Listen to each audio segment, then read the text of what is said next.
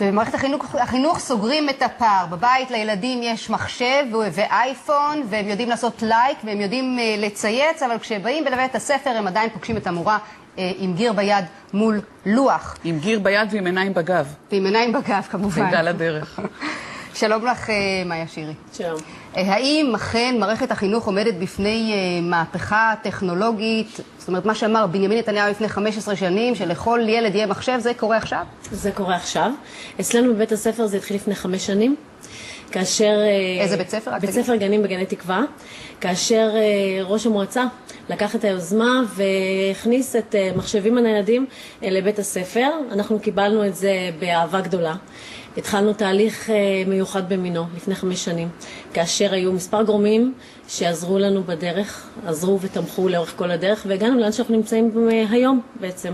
שזה מה אומר? שזה אומר מתח, מדריכים של מתח, שליוו אותנו לאורך כל הדרך, עם שיעורים והדרכה צמודה. מדריכים ממשרד החינוך שהגיעו... הדרכה למי? הדרכה למורים. כדי להגיע למצב שבו היום אתם עושים מה?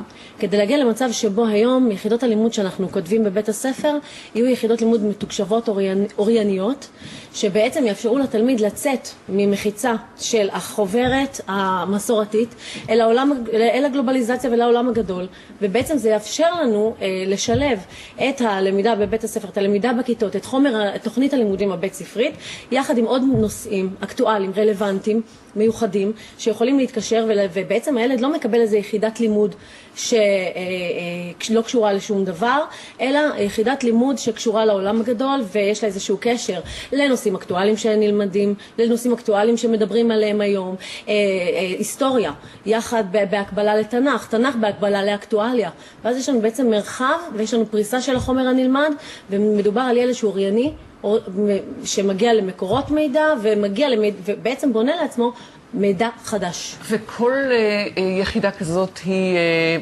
בית ספרית, או תוכנית הלימודים הזאת תהיה זהה בכל בתי הספר מזרם מסוים? ואת מלמדת בכיתה ו'. אני מלמדת בכיתה ו'. יחידות הלימוד שבנינו עד היום יכולות בהחלט להיות במאגר, הם יהיו במאגר הלאומי. ומורים מכל הארץ יוכלו להשתמש בהם, כי בסך הכל אנחנו לקחנו את יחידות לימוד, תוכנית לימודים שקשורה, שנמצאת במשרד החינוך, ובנינו יחידות לימוד מאוד מיוחדות, מסודרות, שכל מורה שיכולה להשתמש בהם. אני מאמינה בלב שלם שהיחידות שאני בניתי, ויחידות שהעמיתות שלי והעמיתים לצוות בנו, ישמשו במהלך התקופה הקרובה מורים. בואי, שימי רגע.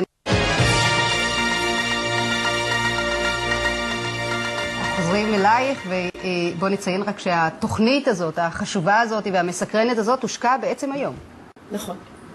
כלומר, לכם עשו את הניסוי, אתם עשיתם את הניסוי. אנחנו התחלנו את התהליך לפני 5 שנים, ועם התוצר שאליו הגענו היום, אנחנו ניכנס למאגר הלאומי, והפכנו בעצם לבית ספר מדגים ארצי, שאלינו הגיעו כדי ללמוד איך עושים את זה, ואיך ממשיכים מכאן הלאה. מה ראיתם ב5 השנים האלה, בוודאי ב2-3 האחרונות, איזו התקדמות ביכולת הלמידה וההבנה הכללית של הילדים?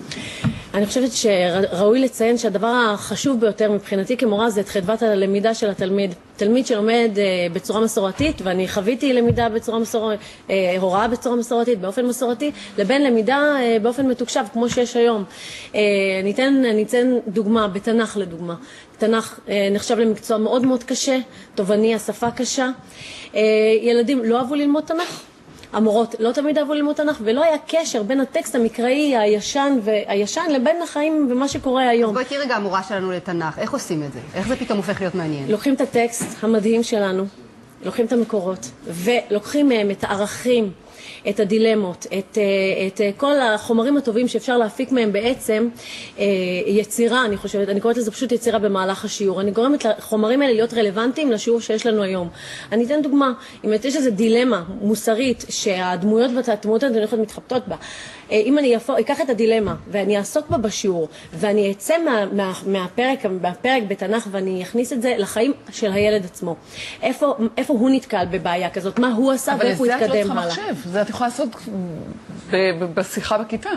כן, אבל העניין הוא שכשאני בונה יחידת לימוד מתוקשבת, אני מפנה את הילדים למאגרי מידע שלא קשורים בכלל לתנ"ך. אני יוצאת מהפרק המקראי, או שאני מתחילה בכלל באיזשהו משהו אחר שלא קשור, איזה סרטון נהדר, שבו אומרים, מדובר על איזושהי דילמה חברתית, הילדים נחשפים ואומרים, אני אתן דוגמה, קנאה, זה הדבר האחרון שעסקתי בו. קנאה בתנ"ך, אבל אני לא דיברתי על קנאה בתנ"ך, כי זה היה רחוק מאוד. דיברתי על קנאה בחיים, הראיתי להם איזשהו סרטון, ודיברנו על קנאה, והמשמעות של התחושה המאוד מאוד קשה הזאת. ילדים שיתפו בפורום הבית ספרי שלנו, תחושות שלהם, מתי הם הרגישו ככה, מתי הם חשו שהם מקנים בחבר לכיתה, מה קרה, מה הם עשו עם זה, וכאשר יצאתי מעולמם של הילדים והגעתי לתקופה המקראית, פתאום איזושהי דמות תנ"כית חשה את התחושה שהם חשים בה, והתנהלה באופן שהם התנהלו והם חשו אותו דבר, הפרק הופך להיות משמעותי, רלוונטי בשביל החיים שלהם. עושה חשק לחזור לבית ספר, נוכל לבוא לכיתה ו' בבקשה, המורה. אני אשמח מאוד, טלי. מאיה שירי, תודה רבה לך. תודה רבה. שלום, שלום. דוקטור עופר כספי, בדרכו